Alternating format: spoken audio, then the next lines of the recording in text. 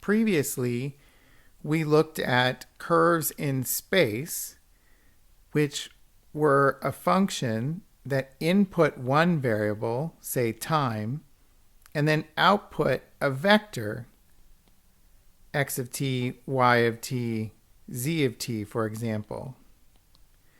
So these functions, they input a real number, and then the output was a vector with three real components, represented here by R3.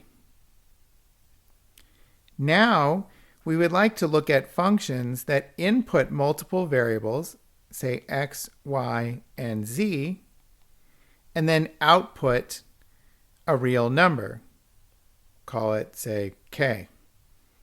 So here, f is actually inputting a vector with three components, x, y, and z, and then outputting a real number. Let's look at some examples of functions of several variables. The ideal gas law in chemistry is the relationship between the pressure P, the temperature T, and the volume V of a gas, and that's given by PV equals nRT. Here, N is the number of moles of the gas, and then R, which is 0.082 liters times atmosphere over moles times Kelvin, is the universal gas constant. Now, this law can be done in all sorts of different units. The units that I've chosen are atmospheres for the pressure, Kelvin for the temperature, and then meters cubed for the volume. And that's just to make the computations a little bit more simple. Sometimes you will see that pressure, for example, is going to be measured in Pascal or kilopascal, but I'm going to measure it in atmospheres for this problem. So I'd like to find an expression for the pressure on 1 mole of gas. So if I want an expression for pressure, I'm going to solve for P. P is going to be nRT over V. So P in this case then is going to be, N is going to be 1 mole. So it's going to be 0.082 for R times T over V. And so what are the variables involved in computing the pressure on 1 mole of gas? Well, pressure is depending on T, the temperature,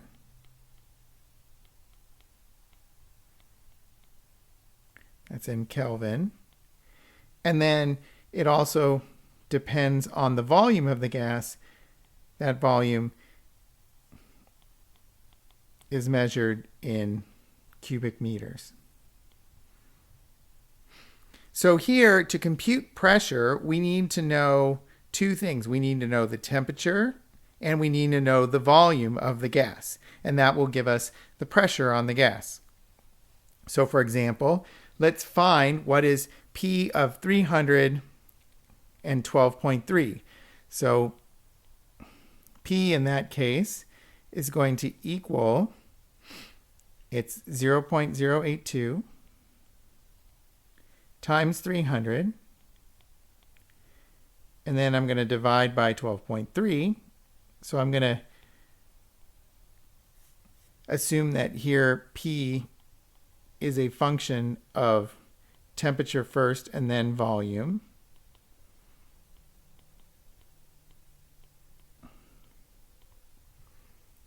And if I work out that calculation, that comes out to 2. And so now I want to interpret that. So the pressure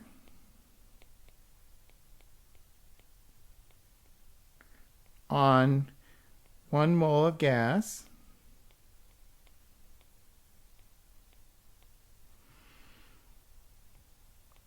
at a temperature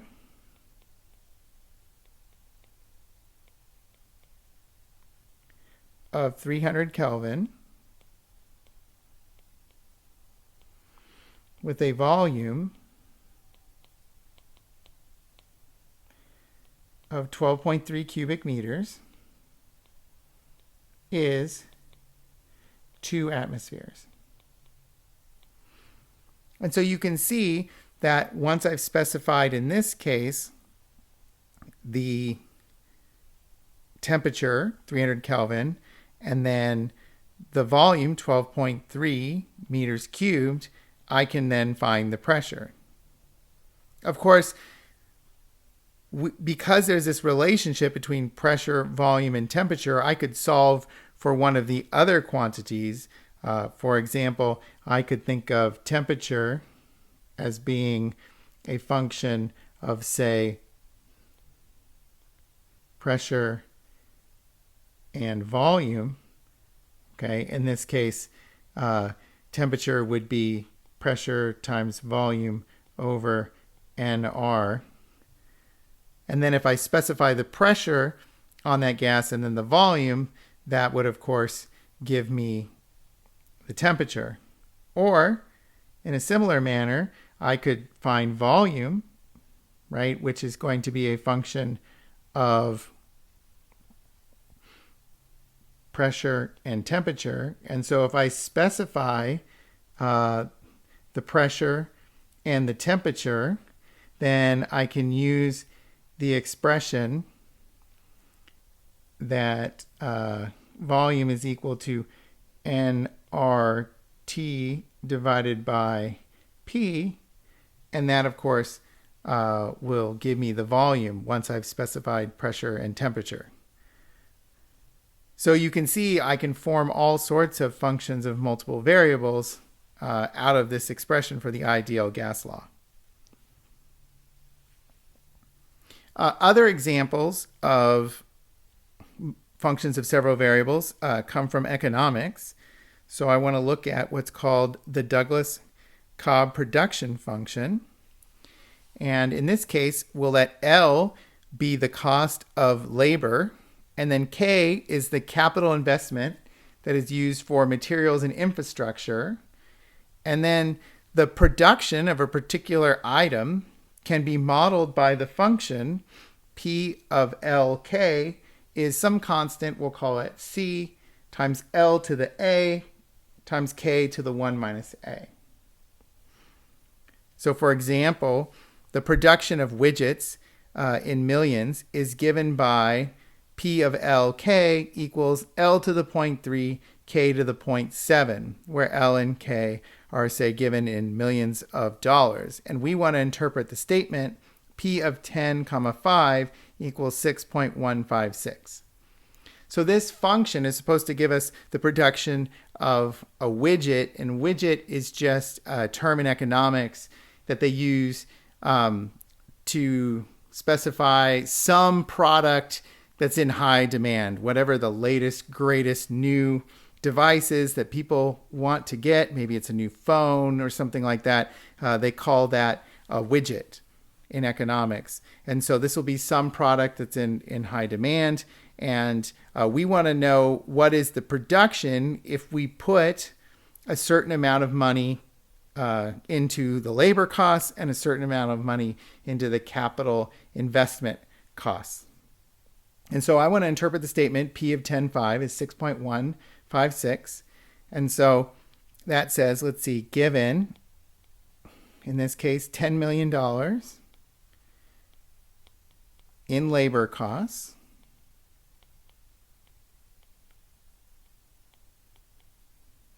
and say $5 million in capital costs,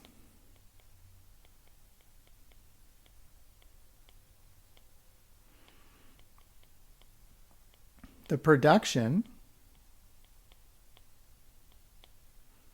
of widgets will be 6.156 million widgets. So 6,156,000 widgets. So what this is saying is you're going to invest $10 million into the labor costs and then $5 million in capital costs. You can produce 6,156,000 widgets. And you can imagine using a function like this that models the production of widgets to determine, say, how much money you should put into labor and capital in order to maximize production. And that's a problem that we will be looking at in a future video.